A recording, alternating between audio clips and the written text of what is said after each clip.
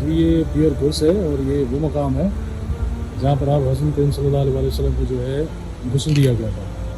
और गुस्ल जो दिया गया था उसमें आप हज़रत करीम सल्लल्लाहु अलैहि वसल्लम ने खुद ही एक ऑर्डर जारी किया था, एक होता रिक्वेस्ट, वो ऑर्डर जारी किया हुआ था कि मुझे इस कुएँ से गुस्ल दिया जाए। सुबह और इसमें अपना लहब मुबारक भी डाला गया था।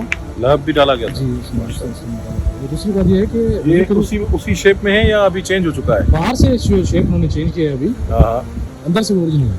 ये जो अंदर से जो कंस्ट्रक्शन है वही है? जी वही है, बाहर से उन्होंने ये शेप चेंज उसी दौर की है। उसी ये कुआं किसका है अभी, मतलब उस वक्त किसका था?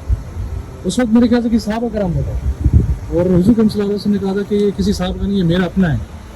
जैसे किसी अपनी अजीज चीज़ को बताया ना, ये तो मेरी है, तो हुज़ूर करीम सल्लल्लाहु अलैहि वसल्लम उसके बारे में। चले